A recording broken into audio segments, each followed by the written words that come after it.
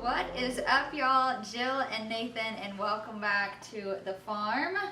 Or I should say, welcome back to the kitchen. The kitchen, on the farm. Yes, we are back in the kitchen today. So we are tackling a task that we desperately need to do. We were actually talking about doing this before Ziggy was born.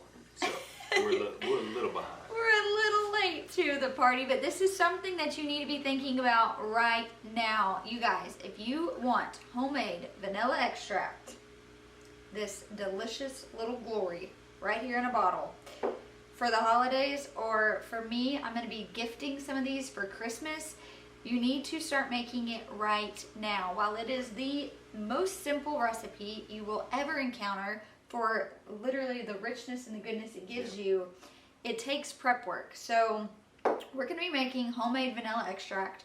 We're going to be chatting with you guys, making it in different sizes, how long each of those sizes need to sit for, just really kind of running through the ratios of bean to alcohol, which is why I brought in Nathan. He's been the one researching a ton of this, figuring out how much do we need to make, how much are we keeping for ourselves, how much are we gifting. So we're going to have a array of different bottle sizes. Yeah. Do you want to chat with them though real quick about sourcing the vanilla beans and how you came? We're using Madagascar vanilla beans, which is probably the most common, but there are a few different types of vanilla beans you can buy. What made you land on Madagascar? For one, it's probably the most readily available, and of all the different places that you can buy, I mean, you can buy vanilla beans, you know, in your local supermarket. It was very important that we found the certified organic, you know, how we are. Not all of it is certified organic, and so that was important to us. I ordered these on Amazon, to be honest with you, just because it was right there. It was available. Yeah. It was the same price.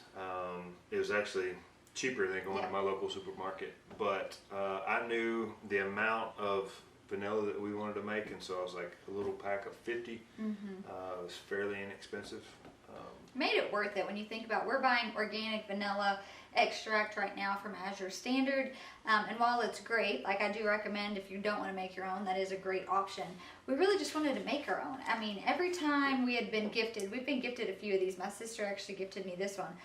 Just the flavor is so rich. Yep. It has so much depth, and it's so easy to make. You are going to need 80 proof alcohol. We're using a vodka here, which is, I think, pretty common. Sometimes you can use a different, like a bourbon or a rum, but I think most common is just a clear liquor.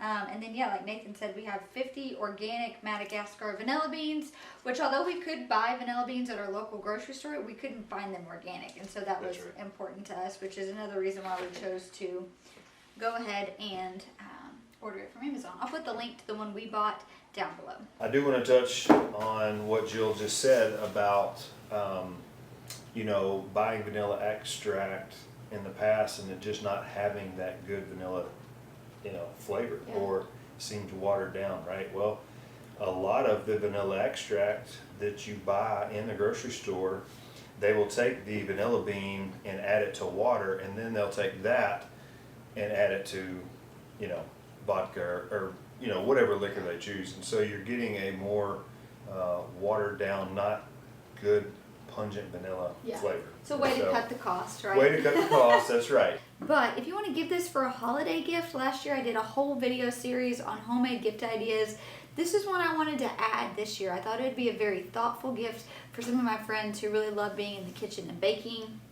So if I make this now in September, it'll be ready to gift them in December, where they can actually use it for some of their holiday baking. But let's get busy getting all of this together. Do you want to talk to them about the different size jars we have and why, like the size and then the alcohol to bean ratio? All right, so you guys can see that we have several different size bottles here. We have a 16-ounce bottle. I don't even know what size this is, but I'm guessing maybe a 12-ounce bottle, 8-ounce, and then our 4-ounce bottles. And so, you know, this is going to vary. If you Google or look up any vanilla recipe, you're going to get lots of opinions out there, right? And so I found one that the lady expressed how she did it and why she did it, and she likes to do a 1-to-1 ratio. So 1 bean per fluid ounce of alcohol that she chooses. And the reason she does that is to make that pungent vanilla flavor that she really likes. And she stated several other reasons, but you know, that just made sense to me. I'm not trying to skimp on this, you know. We are making a lot of these for gifts, but I want this to be the best stinking vanilla that whoever we gift these to has ever used. And so we are going to, or we're choosing to use the 1-to-1 ratio. To give you guys an example, 4-ounce bottle here, we're going to put 4 whole vanilla beans with 4 ounces of vodka. 8 vanilla beans, 8 ounces of vodka. I'm guessing this is 12 ounces. I'm going to actually figure that out here with a measuring cup in a minute. But yes, so we're doing a 1-to-1 ratio. So Nathan is about to start cutting up these beautiful vanilla beans. It smells amazing. It does smell amazing. My hands, I just want to like rub it all over my body.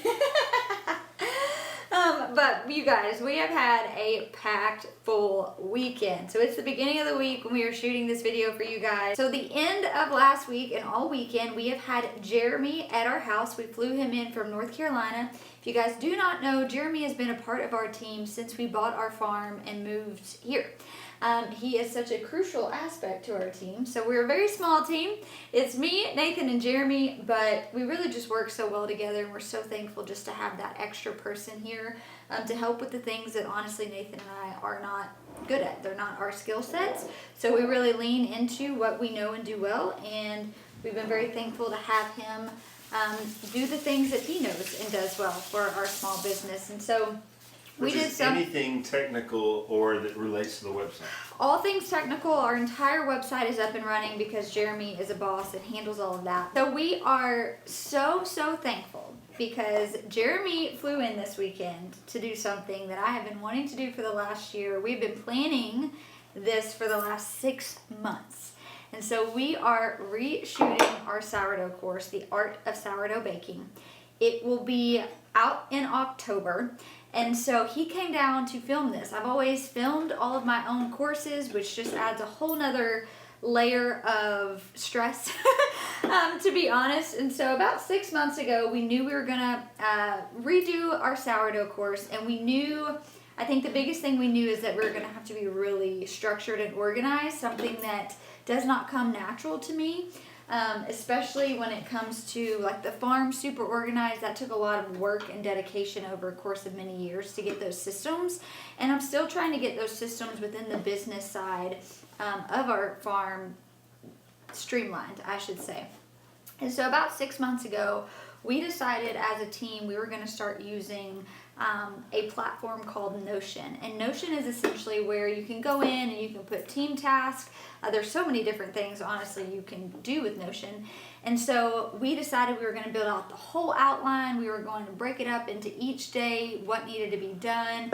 And just, I was so proud of how I felt like efficient we were coming into this weekend. Like we had a plan, we knew what we needed to do to execute it. Everyone was on the same page, which is something we've always lacked in for the communication aspect. And so I really believe one of the reasons we were able to be so efficient is because we were using this platform Notion, which I had been taking a learning path from Skillshare, which really taught me how to supercharge my productivity with Notion. Thank you, Skillshare, for sponsoring today's video. I had a friend recommend it to me. At first, I did not want to dive into it. It seemed overwhelming. I do not have time to learn a new thing. Nathan especially was like, no, I'm not learning another platform. Yeah, I said, what's wrong with Google Drive? And whatever. Nathan was on the Google Drive team. And then I was introduced to Skillshare. Skillshare is the largest online learning community for creatives with thousands of classes led by industry pros across film, illustration, design, freelance, productivity, and so much more. And so I chose to take this supercharger productivity with Notion as one of my first learning paths. You guys, it has been a game changer. It taught me how to, one, use each thing in Notion efficiently. Some of the learning paths that I have been taking in the classes that have been so helpful for me is utilizing Canva. And they have all sorts of stuff on success for YouTube as far as knowing how to script, knowing how to do thumbnails, knowing how to edit. Literally thousands upon thousands of these classes and learning paths you can take. For the price point, it has been ridiculously affordable. I feel like I've learned so much. It's been actually really cool to just join these classes, have actual teachers teaching me for a change. I feel like so many times I'm the one teaching and educating. But when it comes to really marketing our business, being successful in some of the areas I struggle with, especially with learning a new skill like Notion, really maximizing how we use Canva, which is what we use for all of our thumbnails, what we're doing all of our ebooks in, it has been such a game changer. I've been so thankful to learn from my teachers like Mike and Maddie, Cheryl and Ollie. Not only have they told me and taught me how to maximize my organization and my productivity on Notion, they've made it fun and enjoyable. So if you are wanting to learn a new skill, I highly recommend you come and join me, learn from so many of these experts across so many different categories. You can see here, content creation is one of the things I'm utilizing this platform for the most. They've got great things like YouTube for beginners, social media content creation, and Canva, YouTube success, powerful social media marketing, and you guys can see here the list goes on and on. So if you are wanting to deepen your knowledge, I highly recommend you guys check out Skillshare, find a learning path that suits your needs, because trust me, there are a ton of them, and learn from one of these teachers. The first 500 people that click the link in my description to join today will get their first month free. So I highly recommend you guys join me. It's been a great asset for us in our business. So if you want to get started and join, you can click the link in my description below. And thank you to Skillshare for sponsoring today's video, but we are super excited. Stay tuned. We'll be sharing more about the sourdough update. We're going to be answering all your Q&As. We've already been getting a lot of questions about how is this one different than our last one. You guys, it's going to be great. It's going to be so good. Ziggy did so good. Only had to strap him on a couple times, so he'll have a couple of guest appearances. But overall, he did so good. It was so great just connecting with an old friend. We usually see Jeremy and his wife at our conferences we go to. They come and help us out a lot, but it was such a good weekend. Tired, super tired. A lot of work. It was a lot of work, a lot of late nights, early mornings, but I'm so thankful, and I really am just so glad we were able to be so efficient. I do feel like just our efficiency on the front end, the months leading up to this, no doubt made the weekend super successful in my opinion. All right, y'all, let's jump into this. One of the things Nathan did is he took the vanilla bean and he took a knife and he slit down the middle. Now, he did not go all the way through. So if you do pierce it all the way through, what I've read is that that's okay, but just try not to do that. We just want to expose that vanilla bean so that it gets infused, and that's where all the magic happens. And you can see here, we've just kind of cut them to size. So he cut them in half for the small bottles, and he's going through right now and he's picking out the smaller ones to fit in these. Obviously our 16-ounce kombucha bottle here, which we're just recycling these. We're not making kombucha right now. We won't have to cut them at all, they'll fit, but just be mindful of that. And then you are going to need, like I said, some sort of liquor. We're using an 80 proof vodka, and a funnel is probably going to be your best friend here. But I'm so excited. So this weekend, I want to share with you guys just some of the things that I baked for the sourdough course. It was so much fun. But man, I was pooped. We made an easy basket roll, which is not only beautiful, but they're easy. The dough was really easy to work with for a beginner. It was a great dough, which I just really liked. I made a chocolate loaf for the girls, which they've already completely devoured that. I made our artisan loaf. I made some focaccia, made some discard pancakes, made a delightful sourdough pizza. It was a breakfast pizza, so I put hummus as the sauce. I put an egg on there, some prosciutto, all sorts of stuff. It was really good. So we have been running out of our ears with sourdough, and usually that's a problem I love having. But I feel like we need a little bit of a sourdough break, so we're actually going to be making some bone broth just to try to really nurture our gut. We were over caffeinated this weekend, and between all of the grains, even though they were good long fermented grains, I could just tell I don't typically eat that many grains. That's why I'm swollen. No other reason, but that's why I'm swollen. That's why Daddy's swollen. It was so good. I cannot wait to share. I'll share more in probably this month. You know, this month I'll be sharing a lot more. Are you okay, Sticky? Oh, it was a big gulp, little boy. It was a big gulp, little boy. Yeah, I want some of that vanilla. Okay, y'all. I mean, look how pretty this is. These amber bottles we recycle. So anytime you buy a tincture or anything, I'm pretty sure vanilla came in this from Azure, or maybe this was a tincture and this was vanilla. I think this is, vanilla, yeah, this is the size of the vanilla. I always like to keep them. You can sterilize them and use them for so many things. Even if I'm making tinctures, whatever it is, these amber bottles, they're so versatile. So save them. That's going to save you costs if you do want to try to make this, because you're not going to have to buy bottles. You're already going to have them. Or if you make kefir or kombucha and you're not making them as much this time of year, all of these things are just super versatile. All right, we got 16 beans in here, which left us with only a few left. So after you open the package of the vanilla beans, you have 30 days to use them. So we kind of knew you can buy smaller batches. You did not have to buy a bag of 50. What was kind of standard, 25? You could buy as little as 10 or 12, beans. So we knew we wanted to, this big batch is going to be for us. It won't be good until this time next year though. So then we will probably also use this one for us. We'll gift these. I've got another bottle here. I'll probably go ahead and make this up to gift. So we knew we were going to go ahead and use that all. But be mindful of that little tidbit when you are buying your vanilla beans. How many you buy, just know you've got 30 days. And then something else too that Nathan said that was very interesting. You want to tell him about being able to top your beans? Just to kind of, I don't know, I thought that was really great to know. As I was making them, he's like, hey, just be mindful as you're using these. Think about this. And so something that is fascinating that Jill and I both learned is that once your vanilla extract is ready and you start to use it, so if you take a teaspoon here and there, a tablespoon, whatever you're using, and you have vodka, you can top your bottle back off. And so if you take, the first time you use it and you take a teaspoon out of it, add a teaspoon back of vodka, shake it up really well, put it back in your cabinet, and it will continue, it'll last a lot longer. yeah. And so, obviously, if you do that a lot, you'll want to replenish the beans. But if you expose the bean and you don't cover it back up with vodka, it gets slimy and it will eventually taint your Extract. Yeah.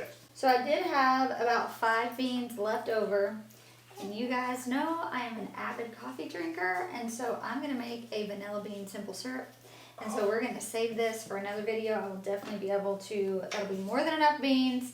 Great. I know, I'm full of them, baby. You're just full of good ideas. So that's what I'm going to save these for. I'm just going to put them back in a Ziploc baggie to keep them fresh. And then probably next week I'll hop on here. We'll do a quick video on an easy simple syrup. You could use these for ice cream, for some sort of custard. There's a lot of other things you could use them up for. This is obviously a lot of vanilla extract. We don't need another bottle. Even with gifting a couple, this will last us. I'm usually only using 1 to 2 teaspoons max in a recipe. So I want to try something fun with that because I don't get to really experiment with good quality vanilla beans. So now we're going to pour the vodka in. I'm actually going to recruit Nathan so I don't pour vodka on my baby. Again, like he mentioned, when you're pouring this, it's going to be a lot easier to see if you're using a clear glass bottle. The vanilla bean has to be covered. So make sure you're going a little above that bean. If you're worried, like we did, just cut them in half so that you can ensure the vanilla bean itself is covered. I had another thought. What if we buy a half gallon of vodka And just infuse it. and we buy another set and we just start popping beans in this whole. We buy this 360 vodka because we like the handle. We use this again. That's a lot of what we're thinking about. We will recycle this and make half-gallon kombucha. Yep. So it's a good idea. All right, babe, let's do it. So something that you are gonna want to do, and this is much like any tincture, you're gonna want to go through and shake it. And so once we put this on, put the lid on, we'll immediately shake it and stick it. Always just a good rule, put it in a cool, dark place.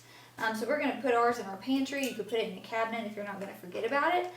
But probably every day. And since I'm frequenting my pantry, this will be easy. I'm going to go through and I'm going to shake it about, once a day for at least the first week or two.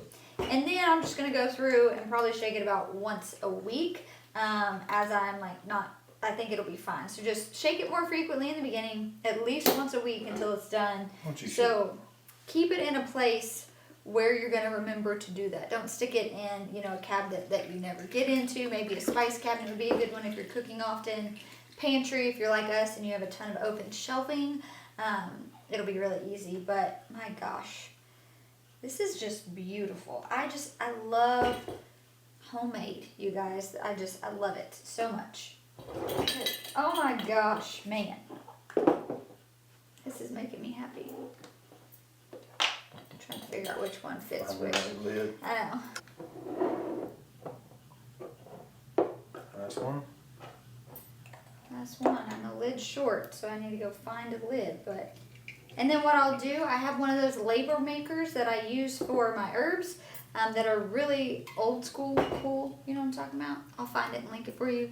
I'm going to type that up and we're going to just put a sticker on there. You can print out labels. Pinterest has a lot of really cute, just little printable labels that if you're gifting them. For a gift, I'll probably do another holiday gift guide, homemade gifts. I'll probably add twine and something cute and put this in a basket with maybe, a homemade cake mix or something like that in a mason jar. And just make a little bundle that I give to people. But hopefully no one is watching this that's getting this gift, so act surprised when you get it.